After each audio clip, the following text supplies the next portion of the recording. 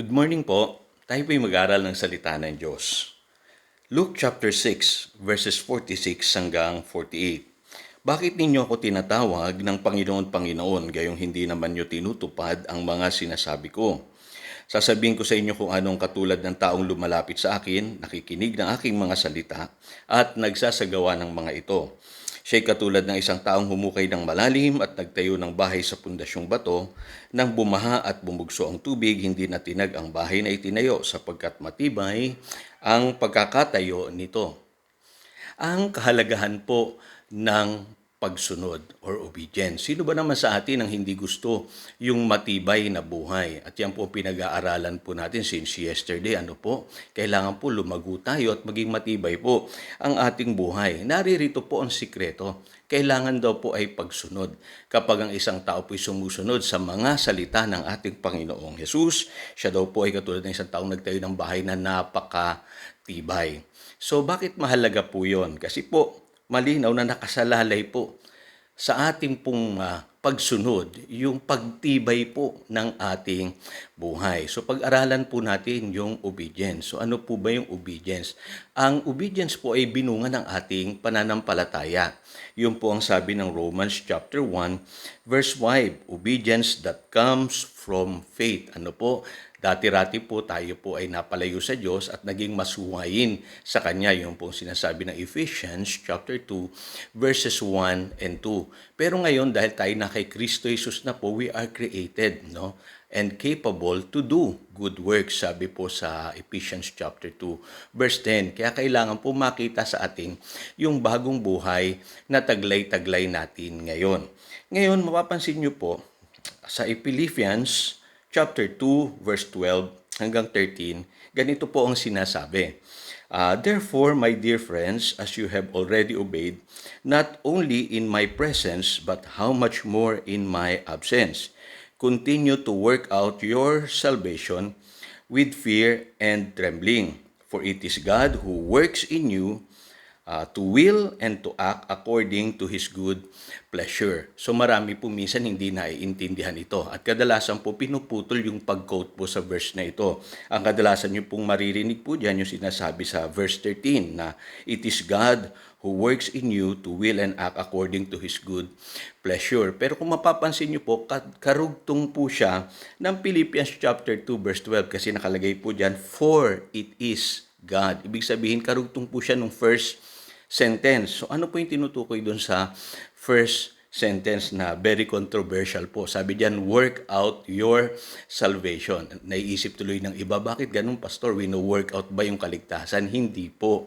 Ligtas na po tayo. Sabi sa Ephesians chapter 2 verses 8 and 9 na save na po tayo by faith, no? Dahil sa kagandahang loob ng Diyos. No? Malinaw po yan, not by works. Ano po? At ang sabi ng Biblia, kailangan lang i-exercise natin yung bagong buhay na taglay-taglay natin ngayon kay Kristo Jesus. Kaya kailangan makita sa atin yun. In other words, meron ka ng bagong buhay, tumutubo na yan, lumalago na yan sa iyo as you cooperate with God. Kaya ang gusto ko pong makita niyo pong salita rito, ang obedience po, cooperation with God. Gusto ng Diyos na tayo'y baguhin, pero kailangan po magpabago tayo. Kaya mapapansin niyo po, yesterday, alam ko na, banggit ko na po ito, yung Galatians chapter 5, verses 22, ano po? At yung pong 2 Peter chapter 1, verse 5 to 8, kailangan makita po sa atin. So ano yung pagkakaiba ng dalawang mga verses na yon? Ano po? Unang-una po, mapapansin niyo po, halos pareho sila. Kasi yung fruit of the Holy Spirit, love, joy, peace, patience, kindness, goodness, faithfulness, gentleness, self-control, kapareho lamang po yan doon sinasabi sa 2 Peter chapter 1 verses 5 to 8 na goodness, knowledge, self-control, perseverance, godliness, brotherly kindness, and love. So, ibig sabihin po, kailangan makita sa atin itong mga qualities na ito or virtues na ito.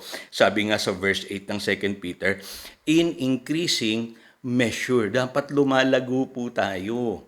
no? Upang maging effective daw po tayo at productive sa ating pagkakilala kay Kristo. Kaya kapatid, you are capable of obeying God. Kailangan makita sa atin itong fruit of the Holy Spirit at yung mga virtues na dapat i-add natin sa ating pananampalataya. So napakahalaga po niyan kasi proseso po ng obedience is cooperation with God. Kumikilos ang Diyos sa ating mga buhay sa pamamagitan ng kanyang salita. Supernatural po yun. Pag natanim po yung salita ng Diyos sa ating puso, kailangan tumubo po yan. At hindi yan babalik sa Diyos without accomplishing its purpose. Napakahalaga po nun. Pero may part po tayo, yung will natin. Kailangan po sa atin tayo'y mag-cooperate sa nais ng Diyos. May God's will, pero meron pong man's will. Kailangan po yung will natin mapasako po sa will ng Panginoon. Kaya nais ng Diyos na baguhin tayo. Gusto niyang kumilos sa ating mga buhay. Nasa sa atin po kung tayo po ay handang sumunod sa Kanya. Kaya ang ibinubunga po ng pagsunod sa salita ng Diyos ay napakaganda. Isang matibay at matatag na buhay, dumaan man ang maraming bagyo, ang iyong buhay ay mananatiling nakatayo sa matibay na pundasyon. So again, to si Pastor Jojo nagpapaalala upang daluyan tayo ng pagpapala, manatili tayo sa kanyang salita. Good morning.